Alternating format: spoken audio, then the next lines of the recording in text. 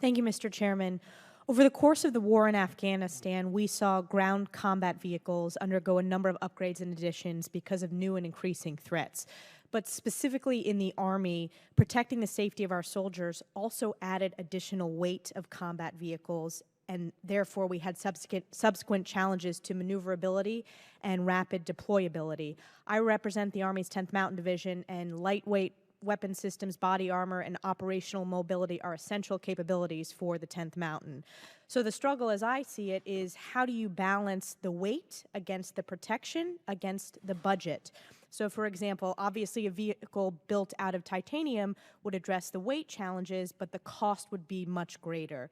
So how can we as Congress help the DoD make those needed upgrades or obtain new and affordable materials which are able to stop emerging threats?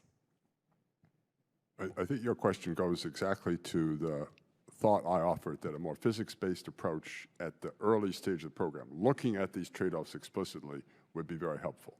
And if Congress were to ask for what the parameter space looks like, which it doesn't tend to do, in other words, if we want more protection, what are we going to sacrifice either in carrying capacity of the vehicle or cost in order to use a more advanced technology for protection, that would lead to a more informed debate about why did the department pick the particular combination of ingredients it's recommending in the program that's going forward. That conversation at the legislative level typically does not happen now.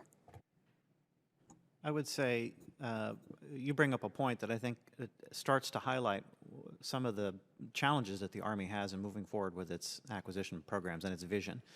Because I know that the Army has looked at what can we do with combat vehicles.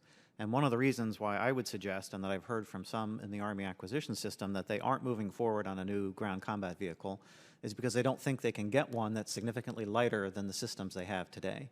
And there's some logic or some mode of thought that says, why would I invest billions of dollars in a system that ultimately isn't going to meet the objective I want, which is a lighter, more maneuverable vehicle?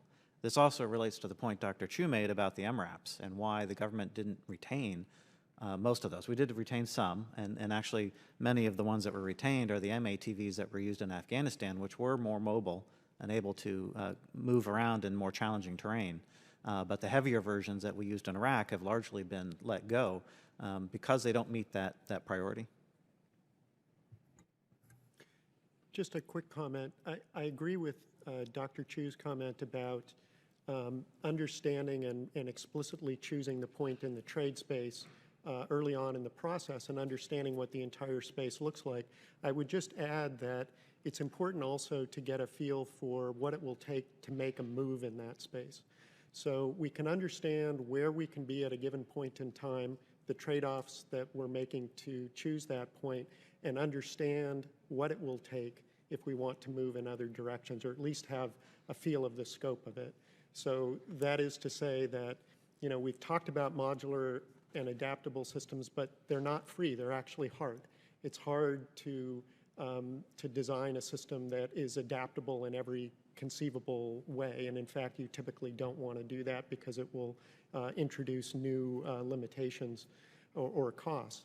But it is important to understand, even when making the initial choice, what the costs will be to make moves to different areas in the trade space, like lighter weight, what the costs would be associated with that, and in the upfront design, decide whether it's appropriate to enable those moves in the trade space later, because as I say, it will take costs to enable that modularity or flexibility.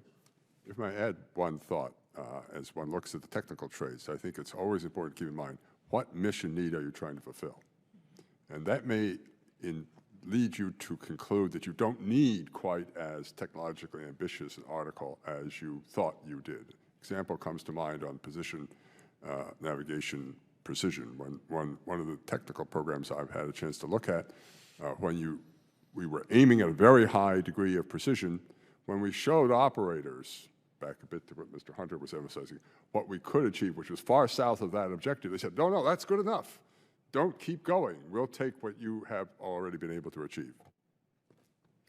Thank you, Mr. Francis. Do you have anything to add? Yes, I think a good example of what you're describing is what Secretary Gates brought up. So when the Army was really putting all of its emphasis on the future combat systems for the next war, Secretary Gates made the point that we're not really focusing on the war that we're engaged right now. And I think the issue becomes, in some cases, we're not anticipating well. So the science and technology community was not necessarily working on those up-armoring solutions. So when the need arises, we have to react, and we have to react maybe suboptimally. So anticipation is important.